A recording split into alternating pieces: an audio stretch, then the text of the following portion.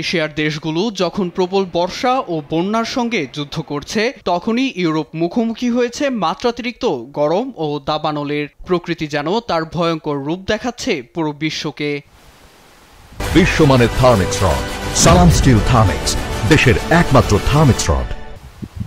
বন্যা ও ভূমিধসে বিপুল ক্ষয়ক্ষতির সম্মুখীন হয়েছে চীন। গুয়াংডং প্রদেশের রাজধানী গুয়ানজৌ থেকে ১০০টির মতো ফ্লাইট বাতিল বা বিলম্বিত হয়েছে। বন্যা আর চিকুনগুনিয়া ভাইরাসে বিপাকে পড়েছে প্রদেশটি।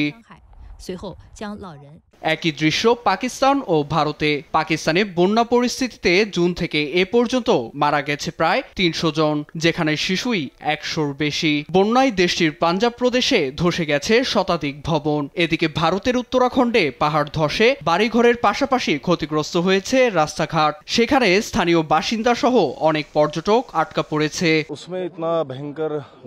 এটি একটি ভয়াবহ প্রাকৃতিক দুর্যোগ, যেখানে নিরাপদ স্থানে যাওয়ার সুযোগ পায়নি কেউ, এবং আমরা জানতে পেরেছি অনেকে মারাও গেছে। বন্যার স্রোত 10 সেকেন্ডে সবকিছু লন্ডভন্ড করে দেয়। এটা অনেক ভয়ঙ্কর।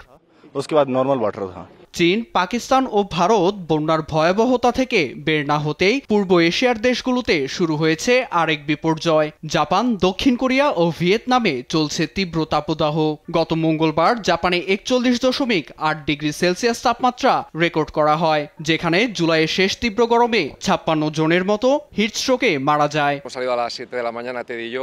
বৈশ্বিক তাপমাত্রা বৃদ্ধিতে আমি অনেক চিন্তিত। যদি আমার নিজের কথা বলি, এয়ার কন্ডিশনার ছাড়া এক মুহূর্তও বাঁচতে পারবো না। দক্ষিণ কোরিয়া তীব্র গরমে কর্মজীবীদের পোশাক বিধিতে নমনীয়তা এনেছে।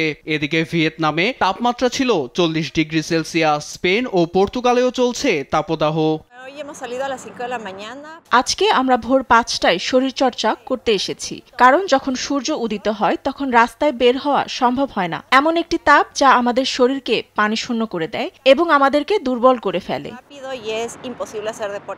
অন্যদিকে পশ্চিম ইউরোপের দেশ ফ্রান্সেও চলছে ভয়াবহ দাবানল। স্থানীয় কর্তৃপক্ষের হিসাব অনুযায়ী প্রায় ১১০ কিলোমিটার জমি আগুনে পুড়ে ছাই হয়ে গেছে।